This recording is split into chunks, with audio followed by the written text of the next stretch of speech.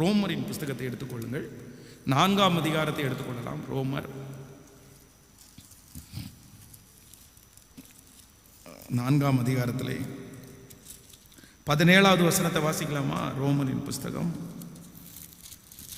4ஆம் அதிகாரத்திலே 17வது வசனம். அநேக ஜாதிகளுக்கு உன்னை தகப்பனாக ஏற்படுத்தினேன் என்று எழுதியிருக்கிறபடி அவன் தன் மரித்தோரை உயிர்ப்பித்து இல்லாதவைகளை இருக்கிறது போல் அழைக்கிறவருமாயிருக்கிற தேவனுக்கு முன்பாக நாம் எல்லாருக்கும் தகப்பனானார். எந்த தேவனுக்காமா? இல்லாதவைகளை இருக்கிறது போல் அழைக்கிறவருமாயிருக்கிற. எல்லாரும் சொல்லுங்கள், இல்லாதவைகளை இருக்கிறது போல். ஸோ ஆண்டவருக்கு எது லேசான காரியம் அப்படின்னா, இல்லாததை கொண்டு இல்லாதவங்களுக்கு ஒரு புதுமையான காரியத்தை உருவாக்கி அவங்களை ஆசீர்வதிப்பது கர்த்தருக்கு அது ஒரு பெரிய காரியம் அல்ல. ஆமேன் சொல்லுங்கள். உங்களுக்கு நன்றாய் புரிய வேண்டும். நம்ம நிறைய பேர் என்ன ஆண்டவர் என்ன உயர்த்துறதுக்கு முடியுமா அப்படின்ற ஒரு கேள்விக்குறி நிறைய பேருக்குள்ள இருக்குது. நம்பர் 1. முதலாவதாக ஏன் அந்த கேள்விக்குறி சிலருக்கு இருக்கு அப்படின்னா, எனக்கும் அதுக்கு சம்பந்தமே இல்லை, அப்புறம் ஏன் நான் ஆசைப்படணும்? நான் எதுக்கு ஆசைப்படுறேன்? சம்பந்தமே இல்லாத ஒரு இடத்துக்கு நான் ஆசைப்படக்கூடாது. ஆனா கர்த்தர் சொல்றாரு, சம்பந்தமே இல்லாத இடத்துல உன்னை கொண்டு போய் வைக்க வேண்டியது ஏன் வேலை. கர்த்தருக்கு அது என்ன இல்லையாமா? அதுக்கு அற்ப காரியம், அது பெரிய விஷயமே இல்லை.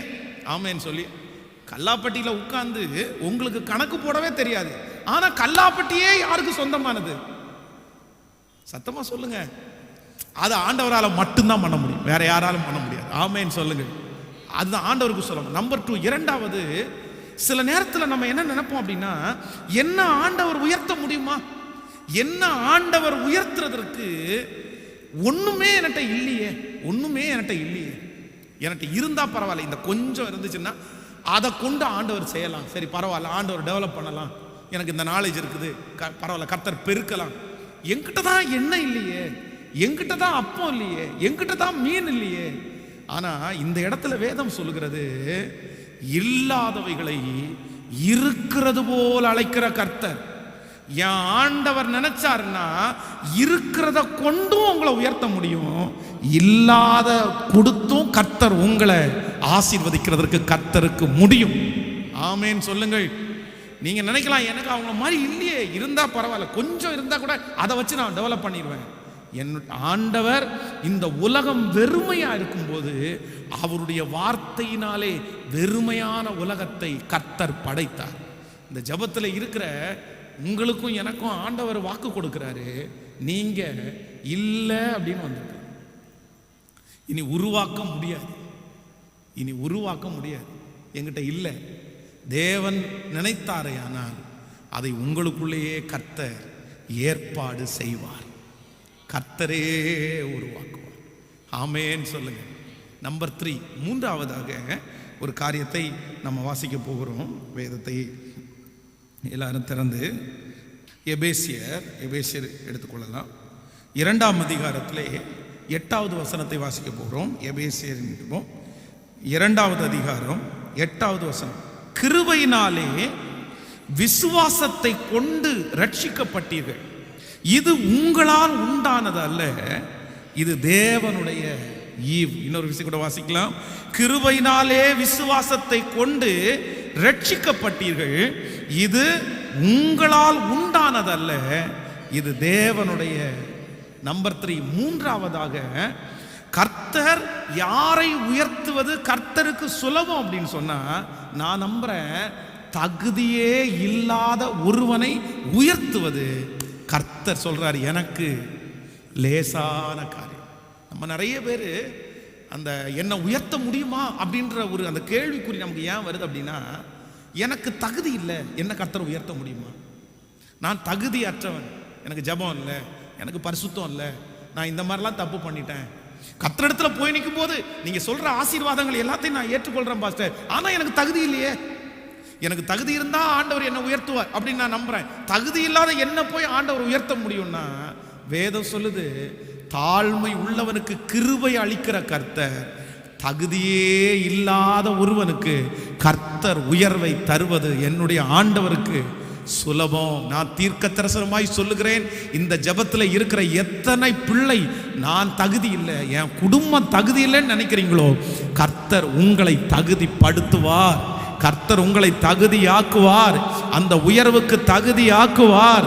நீங்கள் தகுதி இல்லை இல்லை இல்லைன்னு சொல்லும் போதுதான் ஆண்டவருடைய ஈவு, ஆண்டவருடைய தகுதி உங்க மேல வைக்கப்படும் போது அந்த தகுதியை கர்த்தர் தருவார். இளைய குமாரன் தன்னுடைய தகப்பனாரிடத்தில் வந்து சொல்கிறான், தகப்பனே, உமக்கு விரோதமாகவும் பரத்திற்கு விரோதமாகவும் நான் பாவம் செய்தேன், இனி உம்முடைய பிள்ளை என்று சொல்லுகிறதற்கு நான் என்ன இல்லைன்னா தகுதி இல்லை, அதனால இங்கே இருக்கிற வேலைக்காரர்கள் ஒருவனாக என்னை வைத்துக்கொள்ளும்.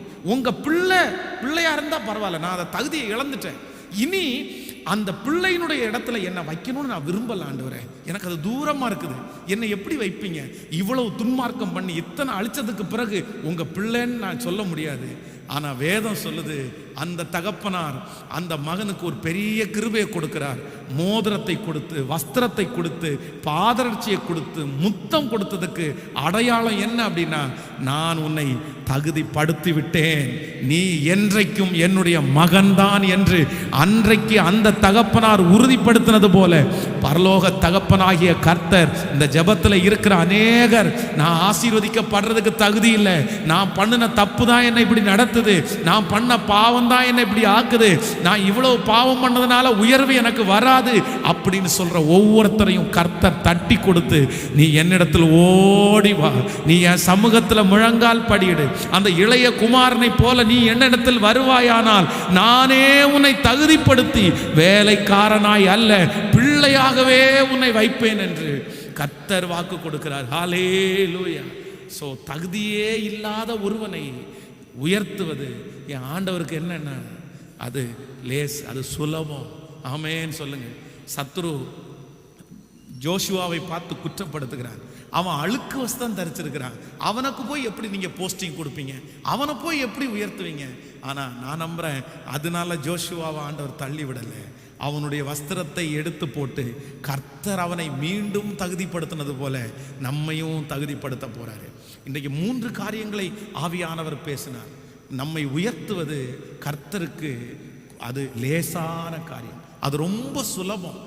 எப்படிப்பட்டவங்களன்னா, நம்பர் 1, முதலாவதாக சம்பந்தமே உங்களுக்கு இல்லைன்னாலும் உங்களை உயர்த்துறது கர்த்தருக்கு, எல்லாரும் சொல்லுங்க, அது லேசான காரியம். நம்பர் 2, இரண்டாவதாக உங்களுக்கு இல்லைன்னா கூட உங்களுக்கு திரும்பவும் கர்த்தர் உருவாக்கி உங்களுக்கு கொடுத்து உங்களை உயர்த்துவது கர்த்தருக்கு லேசான காரியம். நம்பர் 3, மூன்றாவது, உங்களுக்கு தகுதியே இல்லைன்னா கூட உங்களை தகுதிப்படுத்தி உயர்த்துவது கர்த்தருக்கு லேசான காரியம்.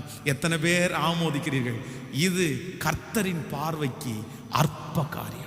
எல்லாரும் சொல்லுங்க, இது கர்த்தரின் பார்வைக்கு அற்ப. ஒரு 10 டைம் கையை மேல உயர்த்தி, இது கர்த்தரின் பார்வைக்கு, இது கர்த்தரின் பார்வைக்கு, என் தகப்பனுடைய பார்வைக்கு, என் ராஜாவுடைய பார்வைக்கு அற்ப காரியம். இந்த வாக்குத்தத்தத்தை சொல்ல சொல்ல சிலருக்கு நடக்குது, சொல்ல சொல்ல நடக்குது. ஹல்லேலூயா, ஹல்லேலூயா. அந்த வியாதி சரியாகட்டும், அந்த உயர்வு தேடி வரட்டும், அந்த 10 வருடம் 15 வருடங்கள் இருக்கிற தடை அப்படியே விலகட்டும் இயேசுவின் நாமத்தினால.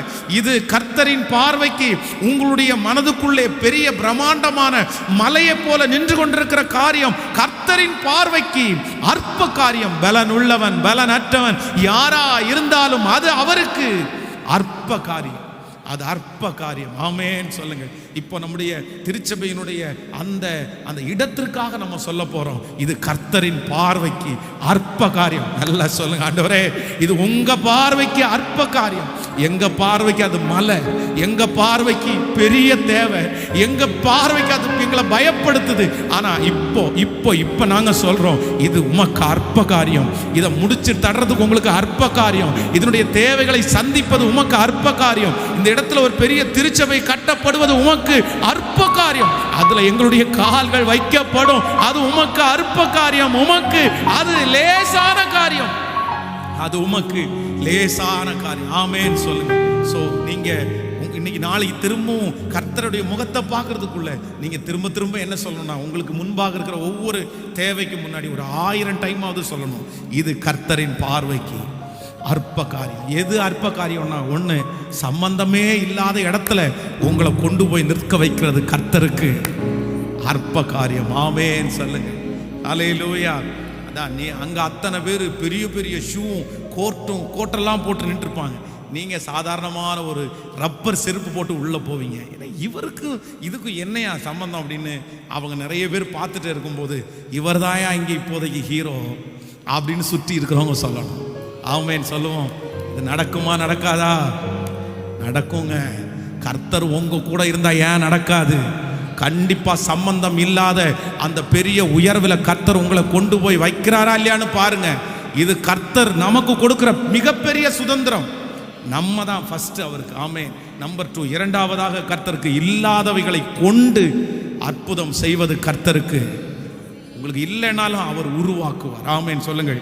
தகுதியே இல்லைன்னா கூட அவருக்கு நம்மை ஆசீர்வதிப்பது இல்லை. எல்லாரும் எழுப்பி நின்று இந்த வார்த்தையை நம்புற ஆண்டவரே, இந்த வார்த்தையை விசுவாசிக்கிற ஆண்டவரே, உமக்கு அது அற்ப காரியம். எஸ் எஸ் எஸ் எஸ் எஸ் அறிக்கை செய்வோம், அறிக்கை செய்வோம். அந்த வழிகள் திறக்கட்டும், அந்த வழிகள் திறக்கட்டும், அந்த வழிகள் திறக்கட்டும். ஓ, அந்த பிள்ளையை கர்த்தர் தொடட்டும். எல்லாத்தையும் உங்களுடைய ஜெப விண்ணப்பங்களை உங்களுடைய கண்களுக்கு முன்பாக கொண்டு வந்து இந்த விசுவாச அறிக்கையை செய்யுங்கள். இயேசுவே, இதற்கு உமக்கு அற்பமான காரியம் என்று சொல்லுங்கள். ஹalleluya. நன்றி ஆண்டவரே, நன்றி. இது உமக்கு அற்ப காரியம்.